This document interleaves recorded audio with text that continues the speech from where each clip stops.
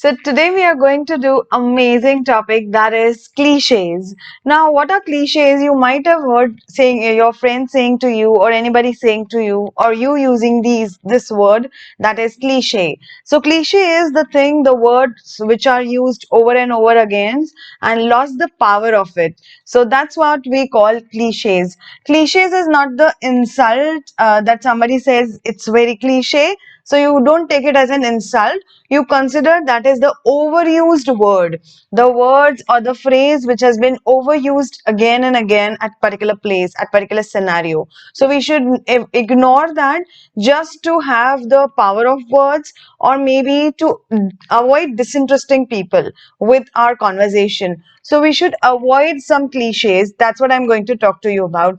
As we know, we are talking about English, we are talking about exam, all the things. So in that as well, in writing and speaking and conversation, everywhere you need to keep these cliches to the minimum or try to avoid them. That's why we are discussing it. Okay.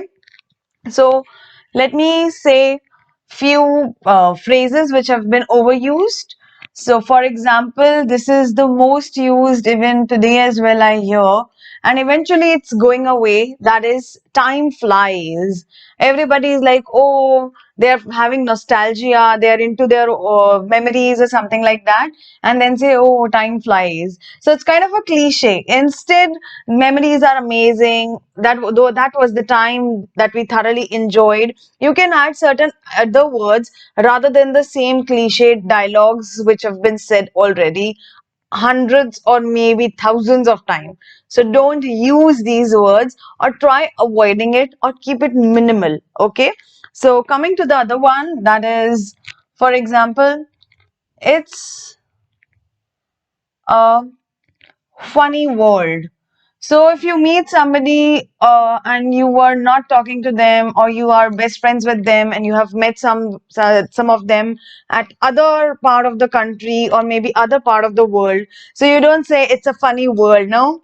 So it's again a cliche. So don't use such cliches. It loses the power of what you are talking. People may not give the reaction you're wanting to have. So that's why we need to avoid cliches and create some new synonym sentences, synonym phrases, synonym words. That's in our hands. But make sure it doesn't loses, you create some, but it doesn't have a wrong effect.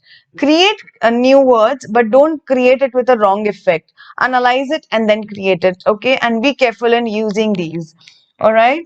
So coming to the other one, law has long hands. This is again the one which is most overused. Like in Hindi, it is called कानून के हाथ लंबे होते हैं. So again in English, law has long hands. They can catch anything. So it is again overused. Generally, these are the cliches you would find in foreign countries. These are overused. Yeah, if you're trying with a new audience, people who are very new to you, be careful in using these. Just hardly use one of these and see what is the reaction. If they are not much interested in the conversation, the other person is not much interested in your speaking, so avoid using these cliches. These are the most frequent one used all across the globe majorly. Few I am going to discuss. Many of them I have mentioned in your notes itself. It's, or else I would say, isn't nature beautiful? This is again one we use more frequently. Isn't nature beautiful?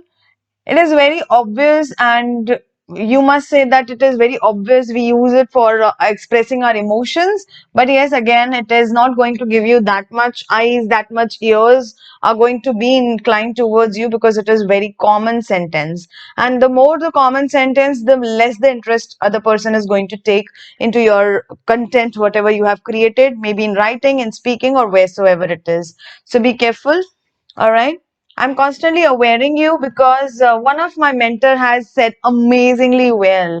She has said that where focus glows, awareness flows. Where focus goes, awareness flows. So we are focusing on what not to say, what to say, how to say. So automatically our awareness is going to be 10 star or maybe 1,000 star higher. So that's why I'm focusing on what to say, what not to say. Automatically you would be aware about it. Okay, so be careful. Coming to some of them. On top of the world. On top of the world, how you're feeling on top of the world. If you give this kind of answer, the conversation is going to chuck out and the person may not be going to talk to you more further questions, interesting questions, I would say. So on top of the world is again one of the common answers you would give. So how you feeling now?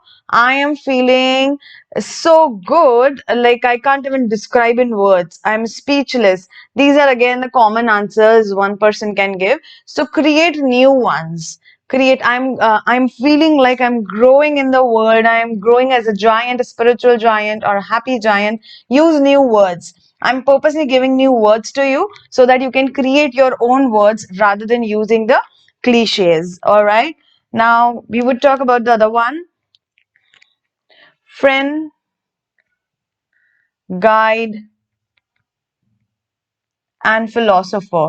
So when we give somebody's introduction, we say, oh, meet my friend. He's my friend, guide, and philosopher. Again, it is the most used spray, most used sentence.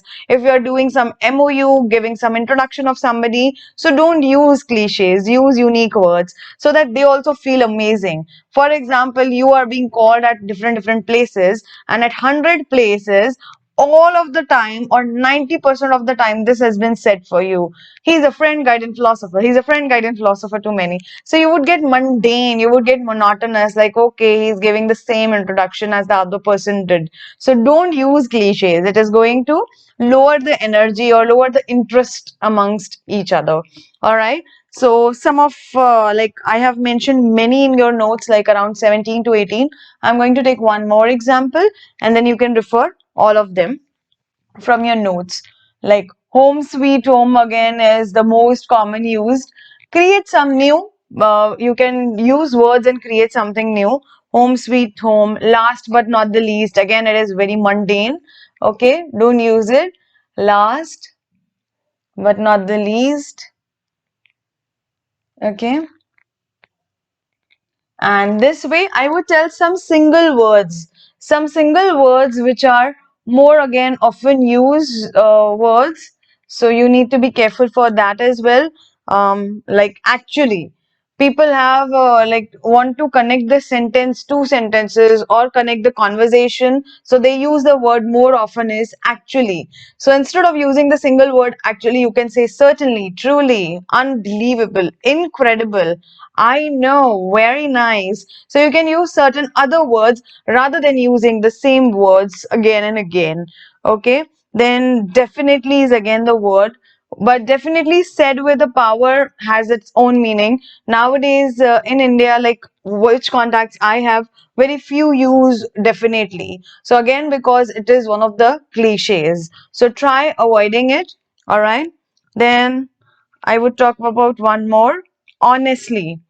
So honestly, I would like to say honestly, more honestly, it is a cliche itself. So don't use cliches, avoid using it and use the better words. Instead of honestly, you can say literally, or maybe say I truly believe in, I agree. So these kind of words, if you are actually trying to get involved with somebody, use different words. Okay, maybe in writing as well. If you use the more cliches in your writing, people are going to just skip the part or maybe not going to get that much interested because it is the overused words. Imagine you have overused something again and again and you have lost the power of it. I am purposely stressing onto it because it has the power of making your conversation, your impression high or low. So be careful onto that. And this way, I would meet you in the other video. Thank you.